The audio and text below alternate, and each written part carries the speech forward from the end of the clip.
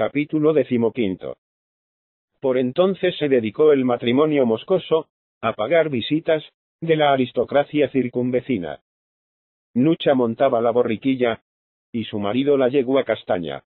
Julián los acompañaba en mula. Alguno de los perros favoritos del marqués se incorporaba a la comitiva siempre, y dos mozos, vestidos con la ropa dominguera, la más bordada faja, el sombrero de fieltro nuevecito, empuñando varas verdes que columpiaban al andar, iban de espolistas, encargados de tener mano de las monturas, cuando se apeasen los jinetes. La tanda empezó por la señora jueza de Cebre. Abrió la puerta la criada en pernetas, que al ver a Nucha bajarse de su cabalgadura, y arreglar los volantes del traje, con el mango de la sombrilla, echó a correr despavorida hacia el interior de la casa, clamando como si anunciase fuego o ladrones. Señora. ¡Ay, mi señora! Unos señores. Hay unos señores aquí. Ningún eco respondió a sus alaridos de consternación.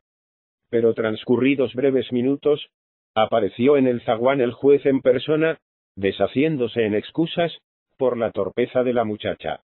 Era inconcebible el trabajo que costaba domesticarlas. Se le repetía 1000 veces la misma cosa. Y nada, no aprendían a recibir alas. Pues, de la manera que, al murmurar así, arqueaba el codo ofreciendo a Nucha el sostén de su brazo para subir la escalera. Y siendo esta tan angosta, que no cabían dos personas de frente, la señora de Moscoso pasaba los mayores trabajos del mundo, intentando asirse con las yemas de los dedos al brazo del buen señor, que subía 2 escalones, antes que ella todo torcido y sesgado. Llegados a la puerta de la sala, el juez empezó a palparse, buscando ansiosamente algo en los bolsillos, articulando a media voz monosílabos entrecortados y exclamaciones confusas. De repente exhaló una especie de bramido terrible. Pepa. Pepa. Se oyó el clac de los pies descalzos, y el juez interpeló a la fámula. La llave. Vamos a ver. ¿Dónde Judas has metido la llave? Pepa se la alargaba ya a toda prisa, y el juez, cambiando de tono, y pasando de la más furiosa ronquera a la más meliflua dulzura, empujó la puerta y dijo a Nucha. Por aquí, señora mía, por aquí. Tenga usted la bondad. La sala estaba completamente a oscuras. Nucha tropezó con una mesa, a tiempo que el juez repetía. Tenga usted la bondad de sentarse, señora mía. Usted dispense.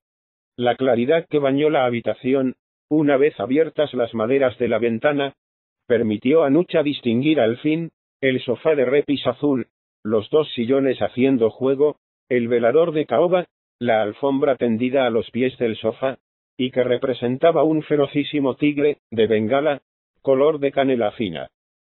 Al juez todo se le volvía a acomodar a los visitadores, insistiendo mucho en si al marqués de Ulloa le convenía la luz de frente, o estaría mejor de espaldas a la vidriera.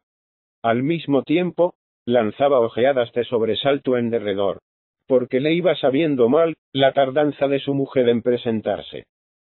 Esforzábase en sostener la conversación, pero su sonrisa tenía la contracción de una mueca, y su ojo severo se volvía hacia la puerta, muy a menudo. Al cabo, se oyó en el corredor crujido de enaguas almidonadas. La señora jueza entró, sofocada y compuesta de fresco, según claramente se veía en todos los pormenores de su tocado. Acababa de embutir su respetable humanidad en el corsé, y sin embargo no había logrado abrochar los últimos botones del corpiño de seda. El moño postizo, colocado a escape, se torcía inclinándose hacia la oreja izquierda. Traía un pendiente desabrochado, y no habiéndole llegado el tiempo para calzarse, escondía con 1000 trabajos, entre los volantes pomposos de la falda de seda, las babuchas de orillo. Aunque Nucha no pecaba de burlona, no pudo menos de hacerle gracia el atavío de la jueza, que pasaba por el figurín vivo de Cebre, y a hurtadillas sonrió a Julián mostrándole con imperceptible guiño los collares dijes y broches que lucía en el cuello la señora, mientras ésta a su vez devoraba e inventariaba el sencillo adorno de la recién casada santiaguesa. La visita fue corta, porque el marqués deseaba cumplir aquel mismo día con el arcipreste, y la parroquia de Loiro distaba una legua, por lo menos, de la villita de Cebre. Se despidieron de la autoridad judicial tan ceremoniosamente como habían entrado, con los mismos requilorios de brazo y acompañamiento, y muchos ofrecimientos de casa y persona. Era preciso para ir a Loiro internarse bastante en la montaña, y seguir una senda llena de despeñaderos y precipicios, que sólo se hacía practicable al acercarse a los dominios del arciprestazgo, vastos y ricos algún día, hoy casi anulados por la desamortización.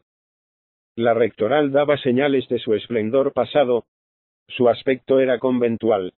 Al entrar y apearse en el zaguán, los señores de Ulloa sintieron la impresión del frío subterráneo, de una ancha cripta abovedada, donde la voz humana retumbaba de un modo extraño y solemne. Por la escalera de anchos peldaños y monumental balaustre de piedra, bajaba dificultosamente, con la lentitud y el balanceo con que caminan los osos, puestos en dos pies, una pareja de seres humanos monstruosa, deforme, que lo parecía más viéndola así reunida. El arcipreste y su hermana. Ambos jadeaban. Su dificultosa respiración parecía el resuello de un accidentado. Las triples roscas de la papada y el rollo del pestorejo aureolaban con formidable nimbo de carne las faces moradas de puro, inyectadas de sangre espesa. Y cuando se volvían de espaldas, en el mismo sitio en que el arcipreste lucía la tonsura ostentaba su hermana, un moñito de pelo gris, análogo al que gastan los toreros. Nucha, a quien el recibimiento del juez y el tocado de su señora habían puesto de buen humor, volvió a sonreír disimuladamente, sobre todo al notar los quiproquos de la conversación, producidos por la sordera de los dos respetables hermanos. No desmintiendo estos la hospitalaria tradición campesina, hicieron pasar a los visitadores, quieras no quieras, al comedor, donde un mármol se hubiera reído también observando cómo la mesa del refresco, la misma en que comían a diario los dueños de casa, tenía dos escotaduras, una frente a otra, sin duda destinadas a alojar desahogadamente la rotundidad de un par de abdómenes gigantescos.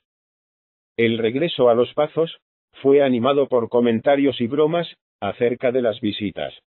Hasta Julián dio de mano a su formalidad y a su indulgencia, acostumbrada para divertirse a cuenta de la mesa escotada y del almacén de quincalla que la señora jueza lucía en el pescuezo y seno. Pensaban con regocijo en que al día siguiente se les preparaba otra excursión del mismo género, sin duda igualmente divertida. Tocábales ver a las señoritas de Molende y a los señores de Limioso. Salieron de los Pazos tempranito, porque bien necesitaban toda la larga tarde de verano para cumplir el programa. Y acaso no les alcanzaría, si no fuese porque a las señoritas de Molende no las encontraron en casa. Una mocetona que pasaba, cargada con un haz de hierba, explicó difícilmente que las señoritas iban en la feria de Vilamorta, y sabe Dios cuándo volverían de allá. Le pesó a Nucha, porque las señoritas, que habían estado en los Pazos a verla, le agradaban, y eran los únicos rostros juveniles, las únicas personas en quienes encontraba reminiscencias de la cháchara alegre y del fresco pico de sus hermanas, a las cuales no podía olvidar. Dejaron un recado de atención a cargo de la mocetona y torcieron monte arriba, camino del Pazo de Limioso. El camino era difícil, y se retorcía en espiral alrededor de la montaña. A uno y otro lado, las cepas de viña, cargadas de follaje, se inclinaban sobre él como para borrarlo. En la cumbre amarilleaba a la luz del sol poniente un edificio prolongado, con torre a la izquierda, y a la derecha un palomar derruido, sin techo ya. Era la señorial mansión de Limioso, un tiempo castillo roquero, nido de azor colgado en la escarpada umbría del montecillo solitario, tras del cual, en el horizonte, se alzaba la cúspide majestuosa del inaccesible Pico Leiro. No se conocía en todo el contorno, ni acaso en toda la provincia, casa infanzona más linajuda ni más vieja, y a cuyo nombre añadiesen los labriegos con acento más respetuoso, el calificativo de pazo, palacio, reservado a las moradas hidalgas. Desde bastante cerca, el pazo de Limioso parecía deshabitado, lo cual aumentaba la impresión melancólica que producía su desmantelado palomar. Por todas partes indicios de abandono y ruina. Las ortigas obstruían la especie de plazoleta o patio de la casa. No faltaban vidrios en las vidrieras, por la razón plausible de que tales vidrieras no existían, y aun alguna madera, arrancada de sus goznes, pendía torcida, como un jirón en un traje usado. Hasta las rejas de la planta baja, devoradas de orín, subían las plantas parásitas, y festones de yedra seca y raquítica corrían por entre las junturas desquiciadas de las piedras. Estaba el portón abierto de par en par, como puerta de quien no teme a ladrones, pero al sonido mate de los cascos de las monturas, en el piso herboso del patio, respondieron asmáticos ladridos, y un mastín y dos perdigueros se abalanzaron contra los visitantes, desperdiciando por las fauces el poco brío que les quedaba, pues ninguno de aquellos bichos tenía más que un erizado pelaje sobre una armazón de huesos prontos a agujerearlo al menor descuido. El mastín no podía, literalmente, ejecutar el esfuerzo del ladrido. Temblaban de las patas, y la lengua le salía de un palmo entre los dientes, amarillos y roídos por la edad. Apaciguáronse los perdigueros a la voz del señor de Ulloa, con quien habían cazado 1000 veces. No así el mastín, resuelto sin duda a morir en la demanda, y a quien solo acalló la aparición de su amo, el señorito de Limioso. ¿Quién no conoce en la montaña al directo descendiente de los paladines y ricohombres gallegos, al infatigable cazador, al acérrimo tradicionalista? Ramonciño Limioso contaría a la sazón poco más de 26 años, pero ya sus bigotes, sus cejas, su cabello, y sus facciones todas, tenían una gravedad melancólica, y dignidad algún tanto burlesca para quien por primera vez lo veía. Su entristecido arqueo de cejas le prestaba vaga semejanza con los retratos de Quevedo. Su pescuezo, flaco, pedía a voces la golilla, y en vez de la vara que tenía en la mano, la imaginación le otorgaba una espada de cazoleta. Dondequiera que se encontrase aquel cuerpo larguirucho, aquel gabán raído, aquellos pantalones con rodilleras, y tal cual remiendo, no se podía dudar que, con sus pobres trazas, Ramón Limioso era un verdadero señor desde sus principios, así decían los aldeanos, y no hecho a puñetazos, como otros. Lo era hasta en el modo de ayudar a Nucha a bajarse de la borrica, en la naturalidad galante con que le ofreció no el brazo, sino, a la antigua usanza, 2 dedos de la mano izquierda para que en ellos apoyase la palma de su diestra, la señora de Ulloa. Y con el decoro propio de un paso de minueto, la pareja entró por el pazo de Limioso adelante, subiendo la escalera exterior, que conducía al claustro, no sin peligro de rodar por ella. Tales estaban de carcomidos los venerables escalones. El tejado del claustro era un puro calado. Veíanse, al través de las tejas y las vigas, innumerables retales de terciopelo azul celeste. La cría de las golondrinas piaba dulcemente en sus nidos, cobijados en el sitio más favorable, tras el blasón de los Limiosos, repetido en el capitel de cada pilar, en tosca escultura, 3 peces bogando en un lago, un león sosteniendo una cruz. Fue peor cuando entraron en la antesala. Muchos años hacía que la polilla y la vetustez habían dado cuenta de la tablazón del piso, y no alcanzando, sin duda, los medios de los Limiosos a echar piso nuevo, se habían contentado con arrojar algunas tablas sueltas sobre los pontones y las vigas.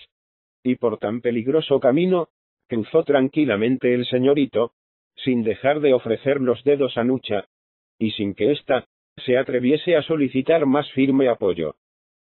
cada tablón en que sentaban el pie se alzaba, y blandía, descubriendo abajo la negra profundidad de la bodega, con sus cubas vestidas de telarañas.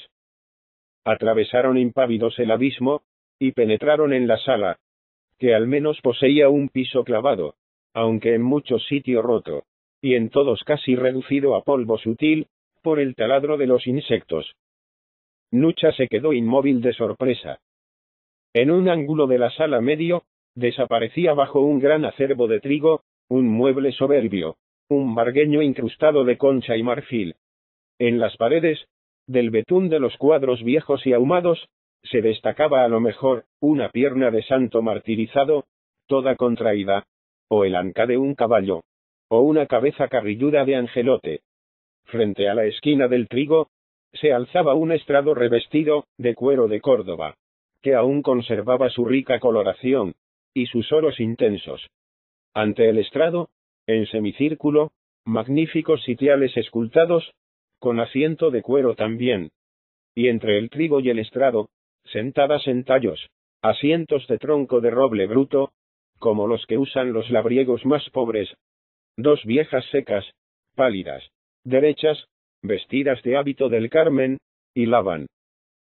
Jamás había creído la señora de Moscoso, que vería hilar más que en las novelas, o en los cuentos, a no ser a las aldeanas, y le produjo singular efecto, el espectáculo, de aquellas dos estatuas bizantinas, que tales parecían por su quietud, y los rígidos pliegues de su ropa, manejando el uso y la rueca, y suspendiendo a un mismo tiempo, la labor cuando ella entró.